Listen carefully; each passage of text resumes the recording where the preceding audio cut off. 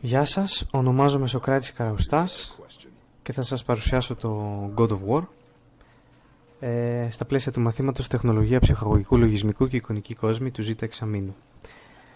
Το God of War είναι ένα βίντεο παιχνίδι το οποίο αναπτύχθηκε από το Santa Monica Studio και εκδόθηκε από τη Sony Interactive Entertainment.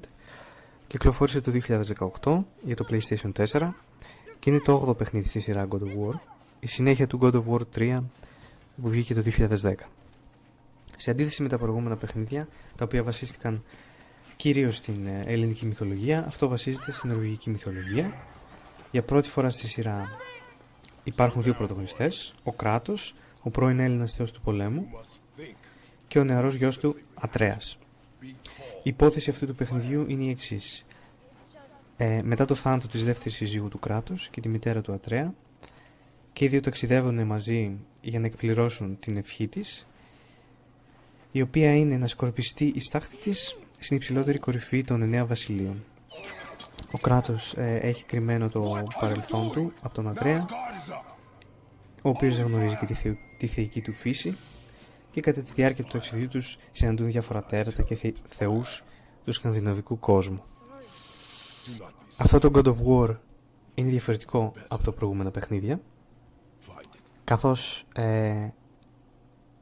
αυτό παρουσιάζεται με συνεχή λήψη, χωρίς περικοπές κάμερας ή οθόνης φόρτωσης, loading screens,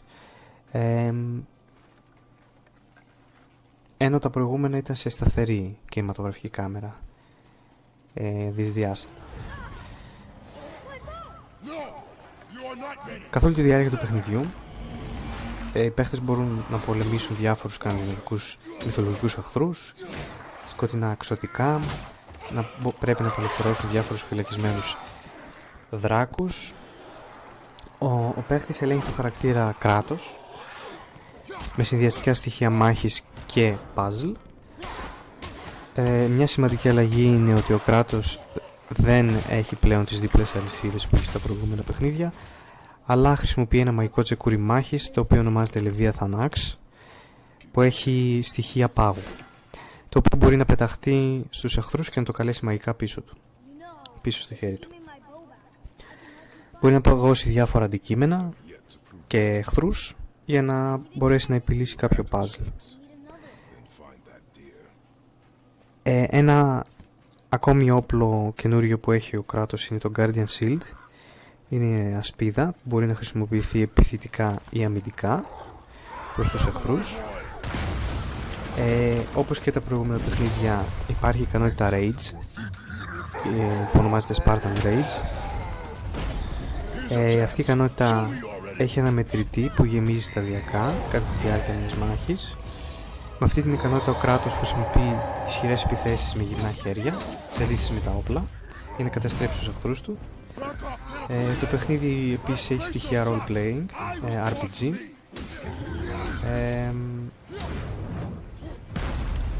Οι παίκτες επίσης μπορούν να συλλέξουν διάφορα νομίσματα, και ένα συγκεκριμένο νόμισμα ονομάζεται Hack Silver, το οποίο είναι ένα βασικό στοιχείο για τη δημιουργία και αγορά νέων αντικειμένων.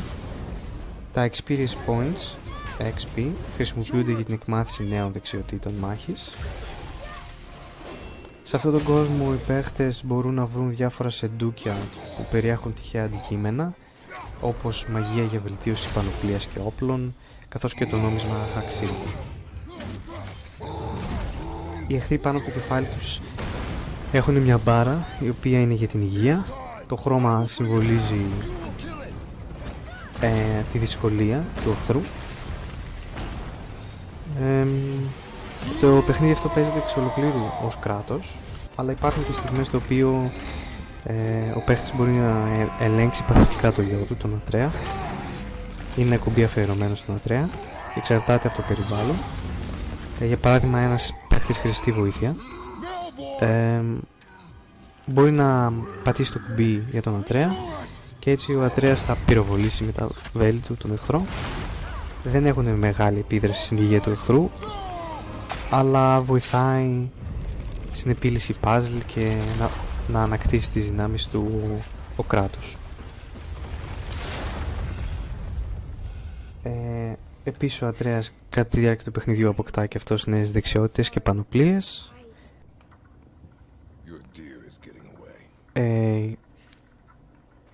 Τα controls για το παιχνίδι αυτό είναι το R1 είναι για light attack, το R2 είναι για heavy attack. Το L2 είναι για να στοχεύσει με το τσεκούρι, με το Leviathan Axe. Το R1 μαζί με το L2 είναι για να πετάξει το τσεκούρι.